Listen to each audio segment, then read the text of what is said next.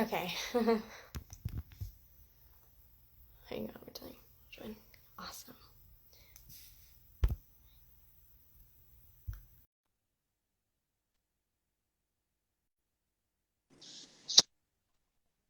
Hi. I got my situation sorted out. No longer laying in my bed. Okay. So, basically, um, thank you so much for joining me today and for doing this with me. I really appreciate it. Um, hi guys. For those of you guys who do not know, my name is Ava. I am the youth content manager here with End the Silent Epidemic, and a little, a, and basically we are starting a new series where every Wednesday, I'll be interviewing someone over live, and after this live, we'll be uploading it onto our page for you guys to watch. But a little bit about me is, hi, I'm Ava. I'm 15. I'm a freshman in high school, and I've struggled with mental health since I was 10 years old, and today I'm joined by my friend Natalie. Hi. Um, I'm Natalie. I also go by Nat, whichever one. I'm also a freshman in high school and I'm 15. And I've been struggling with mental health since 11-ish, around that time. okay.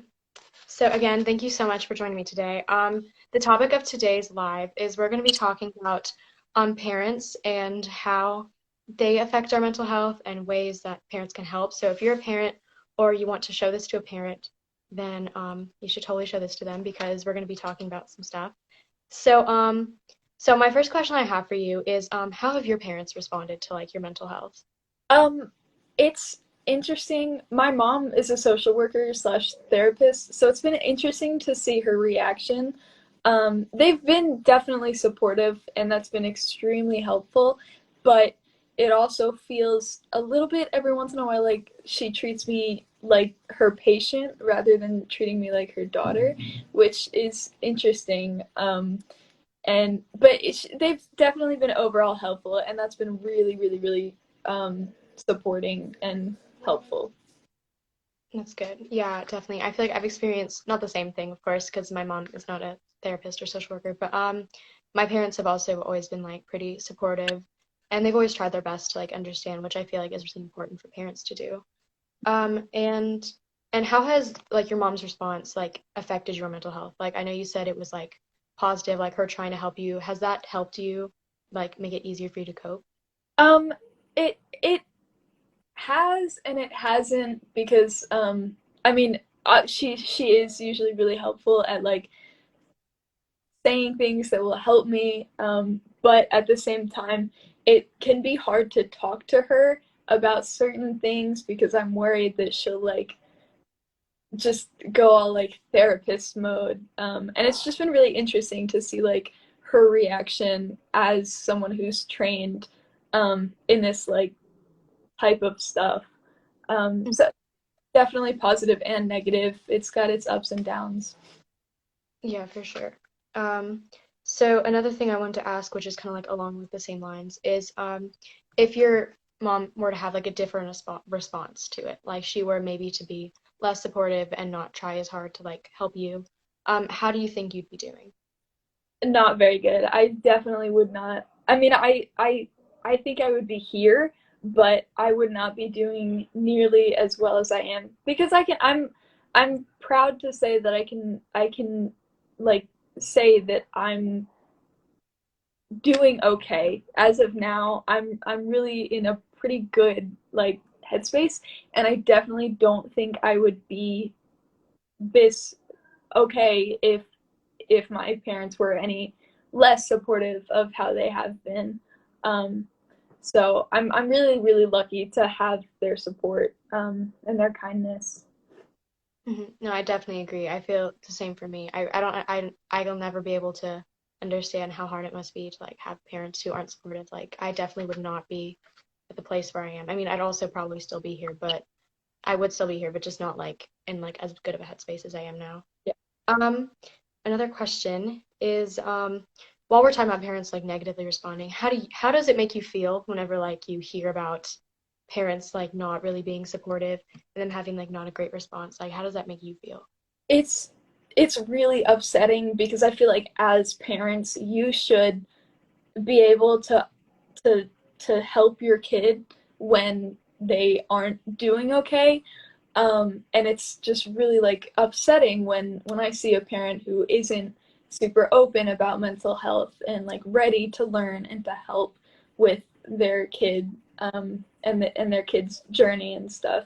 I feel like it's just really like irresponsible of the parent, because as a parent you should be able to take care of your kid and to help your kid grow and learn with life.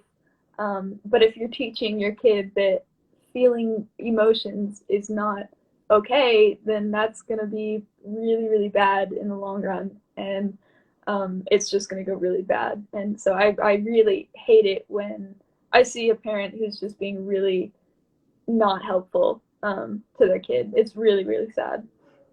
No, no, I definitely agree. I feel like you said, it's their responsibility to, to make sure that their kids are okay and that they're healthy. And I feel like mental health is just as important as physical health. And mhm.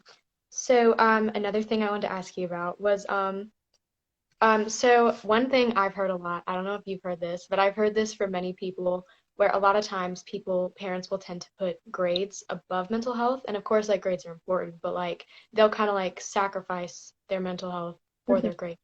And have you heard that? Like, what do you think about that? Absolutely.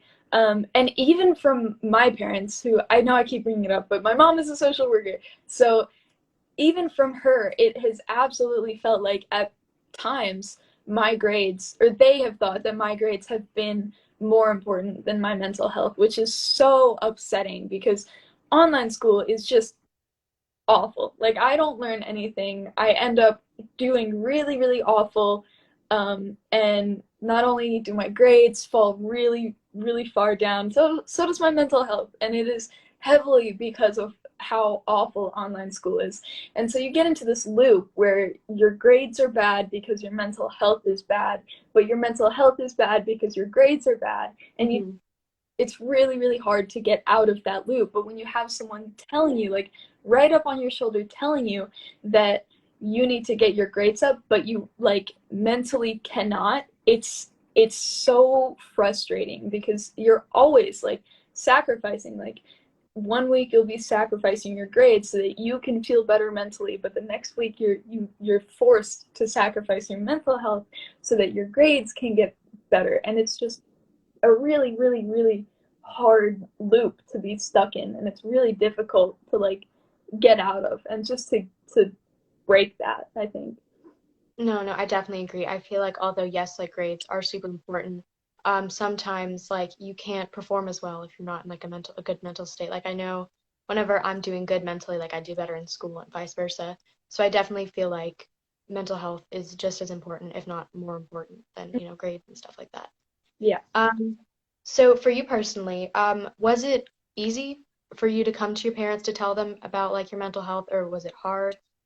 It Or No, it definitely wasn't easy. I think in every like aspect of telling your parent, and maybe it's just me, but like it's always kind of difficult to tell my parents about mental health, because it's like I really don't want my parents to be disappointed or to feel like I've failed or to feel like they've failed as parents. So it's really hard to like find mhm.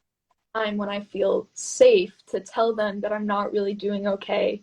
And what I'm really scared about is that, and it never happens, but what my fear is that they'll explode on me, um, because I really don't want them to feel like they've done a bad job parenting me, because they haven't. They're good parents, but it's always really, really, really scary. And on top of that, it it's not that like not being in a good mental place is comforting, but when you're in a bad, or no, I said that wrong. It's not that being in a bad mental place is comforting, but when you're in a bad mental place, change can be really, really, really scary, and it can be absolutely terrifying. Um, and so when you are approached with a task of having to tell your parents or just anyone else in general that you aren't doing okay, it can be really scary, because then you know that something's about to change, and that's really, really scary. Like I said, like that's really scary. Even if you want change, it's really hard, and that's just it's always scary. I don't know if there's ever been a time where I've had to tell my parents something and I've felt okay doing it. You get to this point where you have to do it, Hmm. because you know it's only going to be worse if you don't. Yeah, no, I definitely agree. I feel like for me personally, like I talk to my mom about this kind of stuff. I don't really talk to my dad about this kind of stuff.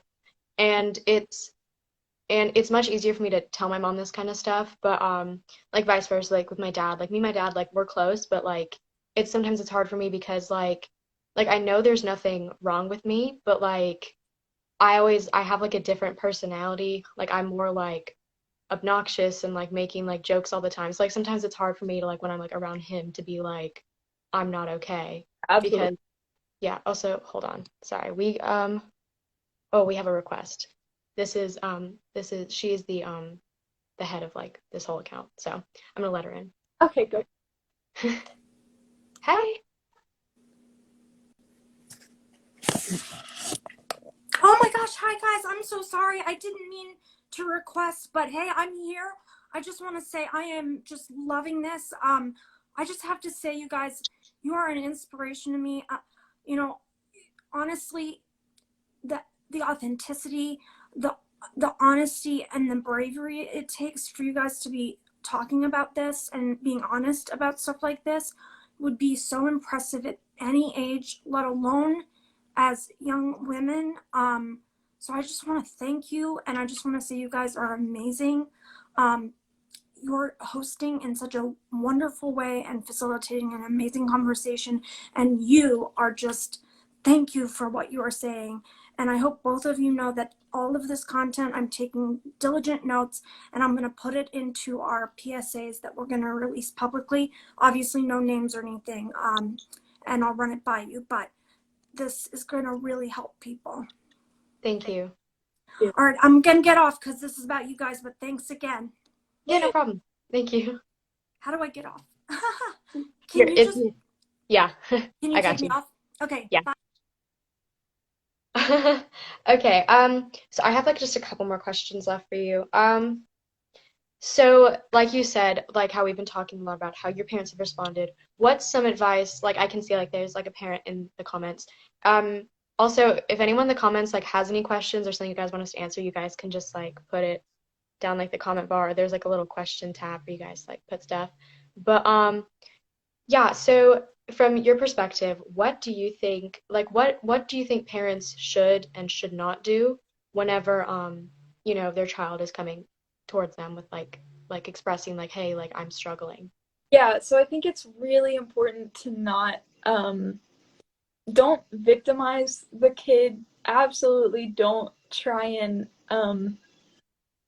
give the kid reasons as to why it's their fault, which I feel like it should be like an obvious like don't do that, but I have seen it.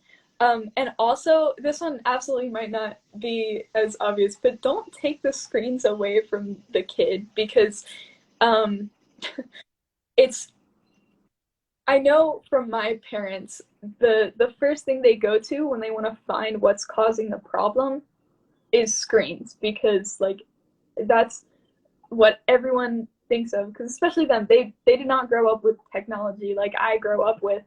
um Hmm. Immediately what they blame first and that's immediately what they try and take away from me first, but screens are really screens are really important because it's the only way that I get to talk to my friends because in this pandemic I can't see anyone, I can't drive, I don't have access to just go out and see my friends because Hmm. I don't want to catch COVID. But so it's like the only outing that I have where I can really like be okay and talk to people just to feel okay in that moment. And taking that away really takes away my outing. And so I feel so like cramped because with online school, I do school in my room. And so has started to merge and my life has started to feel like school. And so Hmm. that I can like stop everything around me from feeling like school is when I can be on screens. I bad, but is when I can really just like talk to my friends in a real way and just get to connect with them. And so taking that away just is really helpful. So like as an example, I was doing really bad in school a couple weeks ago, and so my mom took away my phone. And so she would take it away at 11 o'clock at night. Wait, I want to read this question. If you're in a bad mental state, and you get up and you get the nerve to ask for help from your parents, what's the best and worst thing they could say? I'm just gonna say it really quickly. I think the best thing. Ooh, that's a good question. Um, I think the best thing would just to be there for the kid, like just to, I mean, give them alone time because I think alone time is important, but also make sure your kid is feeling okay. Um, and like I was just saying, don't take their screens away. I know it's the first thing you want to do. I know it's your instinct because you always causing the problem, but I promise you, it's not at all. And in fact, screens are honestly only helping. Um, so don't take the screens away, but also give your kid time, but also let the kid be with you and let your kid just feel real, I think, for a little bit. Yeah. Yeah, I definitely agree. A good thing is just like to be there for them and just say like, how can I help? Mm-hmm. And like the worst thing it would just be like dismissing them, or maybe like a big thing I hear is like I've heard from some of my friends, it's like, oh, you're too young to understand, like you're too young to really be struggling. Like of course, like never invalidate them, like make sure you are giving them like the validation and being like, hey, I'm here for you, like how can I help? Mm-hmm. But so in some ways it's not talking about the problem, but just being with you, almost the best answer. I think so. Honestly, like I think it is important to eventually talk about it with your kid, but at the same time just letting your kid know that they don't immediately have to like share everything with you because as teenagers, we're going to keep some things from our parents. That's like obviously what we do. But um it's important just to be open with your kid and let them be open with you to where they're comfortable. I definitely agree. Where do you think parents can draw the line with screen time? Ooh, I like this one. Oh, that is a good question. So, the teenager, I'm going to say never, don't ever draw the line. But I do think there are limits. I usually do always get off uh, screens if I'm gonna hang out with my family because I don't want to take away from that. And also friends. I think a big misconception is that we, like Gen Z and teenagers, are addicted to our phones because we're really like we do know how to put our phones down and how to look away from a computer screen. Mm-hmm. And we definitely know our limits too. Like we personally know when is too much. And eventually like it just gets boring. Like if I've been on my computer all day just like doing whatever, it gets boring and I need to get away from it. Like I think that's just a natural like thing that I know and I'm pretty good at like seeing my limits. Um Obviously that might not be the case for all kids. So I think in some instances it is okay to just tell your kid like, hey bestie, maybe steer away from that for a little while. Let's go do this. And also give your kids something to do. Like if you're telling your kid to get off their screens, like give them something to do instead of that. Maybe take them out for like dinner or ice cream or something like this. Or just like take them to go grocery shopping. I don't care. Just like let them not feel so bored, basically. Yeah, no, I definitely agree, especially right now with like the pandemic. Like, my phone has literally like kept me sane basically. And like of course like I'm not on it like all well, I'm not on it like all of the time, but like of course like with the pandemic like I haven't really gone out a lot like as many other people haven't. Like I know I'm not really in person school either, so like the only way that I can really like talk to my friends and Natalie like you just said the same thing is like through my phone.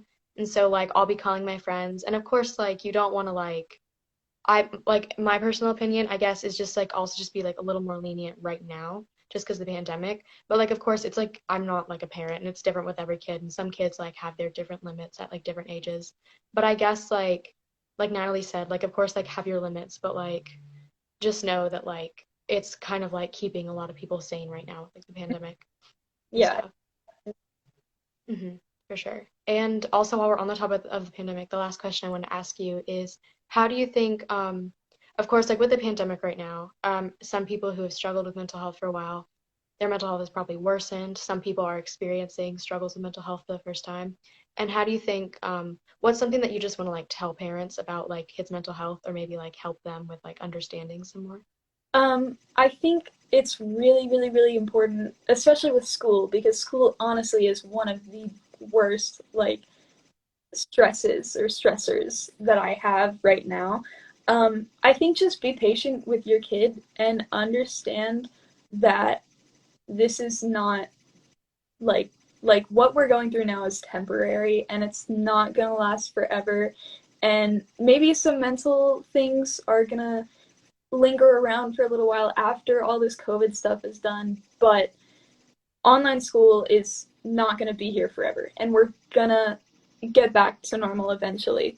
Um, and Mhm. I think it's just really, really, really important to stay patient with your kid, um, and to not get upset at them, even if every single one of their grades is like below a 10 average. Like, just understand that it's not that your kid doesn't want to do school, it's that your kid literally cannot do school just because it's so difficult just to get up every morning and do the daily assignments. It's so hard. I mean, Mhm. it basically feels impossible. Um, and so having all this pressure from a parent pounding you and telling you that it shouldn't be so hard, like that's really, really, really hurtful. So Mhm.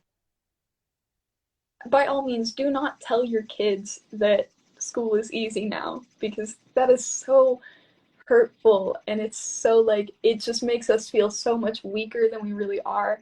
Um, Mhm. and so yeah, just be patient with your kid and understand that even if you haven't gone through something like this, like we are, and you might not know what this is like, but we really just need you to be patient with us and understand that it's really difficult, and we just can't do everything right now. You know, I definitely agree. I feel like sometimes it's almost like invalidating whenever like I'm being told like, oh, you just have to roll over and turn on your computer because like it's not the same and it's harder because like one, it's harder to like grasp information more. It's not now it's not really about like learning things, it's about just turning things in. Mm-hmm. And like, we don't, and since we're a lot of us are on Zoom, we can't be around people, so it's just kind of like it's like taking all like the good and fun parts out of school and it's kind of like isolating us. So definitely like being patient. Mm-hmm. Um, can I ask you a question regarding when you're in more of a mental health emergency? Yeah, go ahead. Go for it. We're open. If you guys have any questions, like you guys like put in the chat, and there's like a little speech bubble with a question mark on the bottom, and you can like type in like a question, and it'll like pop up on the screen. If you And I guys need to. don't ever, ever, ever tell your kid. My dad told me this one time, and it was so hurtful. Don't ever tell your kid that if you can be on a phone call with your friend for 4 hours, why can you not do school? Because that is just the most backwards and hurtful, like, saying. Just don't ever say that. It's so harmful. Um, yeah, so now I've got another question. In an emergency, how can a parent help? Give your obviously be with the kid. Like if it's a mental health emergency, be with your child to make sure that they're safe, because that is, yeah, that is a really important factor, just to make sure your kid's safe. But also give them access to. I think especially with the pandemic, I've made a lot of friends online just because it feels regular.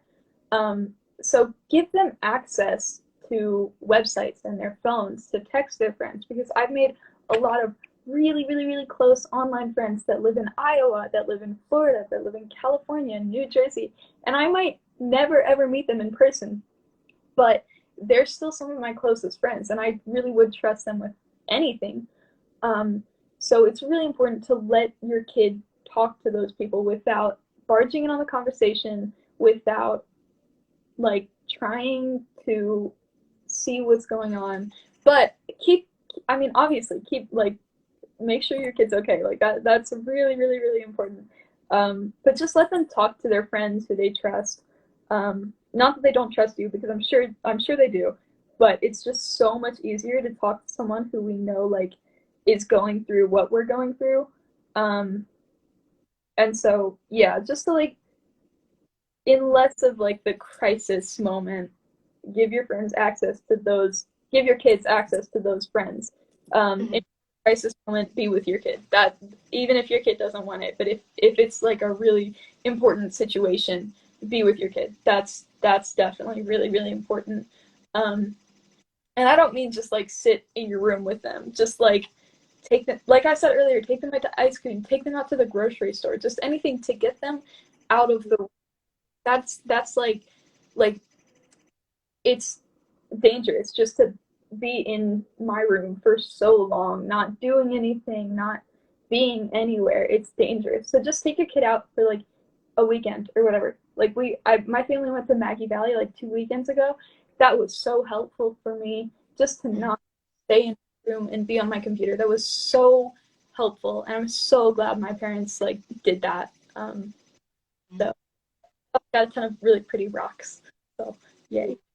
Yeah, definitely. I feel like also like support and patience is like, especially patience is like the number one thing because like especially like for example like if someone's having like a certain like panic or anxiety attack, like do whatever makes them the most comfortable, like be there for them, like try not to like overstep but just be there for them because I know for me personally if I'm having some sort of anxiety attack, the only person I want to be around is my mom, and so like other people, I hope that they'll respect me and give me some space. And my mom, she'll have to be patient with me, like she's really good at like staying calm because usually because yes, it can be really difficult to deal with people who are like having attacks. I totally understand, but like also at the same time you have to understand that it's harder for the person who's experiencing it because like it's terrifying to experience those feelings, and so you just have to be patient and like just like understand that they're going through something and you just need to be there for them. Mm-hmm. If you're feeling self-harmful, what sorts of things could make it worse in terms of parental phrases or intervention? That's a good one. That's a good one. I have not told my parents about my adventure with self harm, but I think asking your kids why they did it is really harmful because in a lot of circumstances, we don't know why. Like, we don't know the exact reason, and it can feel really like invalidating to have to put a reason for what we did.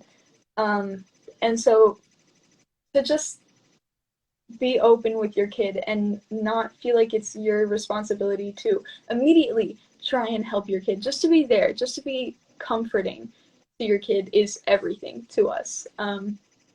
And so trying to comfort them before you figure out the problem is really helpful. And like immediately wanting to like know about the self harm, wanting like asking how the kid did it, why they did it, like I said, and like where and stuff like that. That's really harmful. Honestly, like that is not helpful, and it makes me feel really, really, really bad because it just makes me feel validated, and it's scary. So just being there first and then going to the problem second. That's really helpful. So I'd say that, yeah. Yeah, it's a really good answer. And yeah, thank you for sharing. Mm-hmm. Do you, if you guys have any questions, like feel free. But I don't have any more questions. So, like I said, if anyone has any more questions, like feel free to go ahead and put them in the chat real quick. But again, thank you, Natalie, so much for joining us. I really appreciate it. Absolutely. And if someone wants to like DM me like questions or whatever, y'all are welcome to. I'm totally open to like sharing and talking about stuff. So like go for it. Yeah, go for it. Yeah, same with me. I like being open. I like being able to like relate to people and like understand people. Also, may you join back in? Yeah, sure. Hold on. Let me just add you real quick. There you go. So, Hi. Hey guys. So since it looks like you're wrapping up, I just wanted to check in one last time. You don't need me, you guys. You're killing it. Pardon me, that's not the right phrase to use, but you're doing just an amazing job. I'm so proud of both of you. I feel sorry, I just am. Although you're young women, so I shouldn't really be proud of you, but you're fighting for this campaign, for this cause, and I really hope you're proud of yourselves. I hope you understand that what you did today was a step forward, and that not only, with people who are listening today affected and the people who watch the video later, but like I said, I'm going to include your answers in our materials. And I really hope you'll come back. You were so helpful. Your answers were so insightful. What the final question that I have for you is, as you may know, our content that's going out soon is directed at parents. And so, having listened to this conversation, I want to figure out,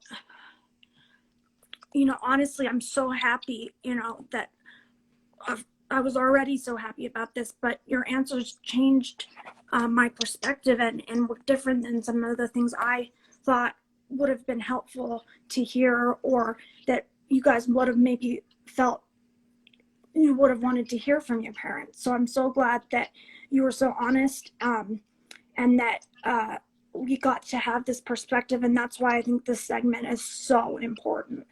I guess what I'm trying to get at is that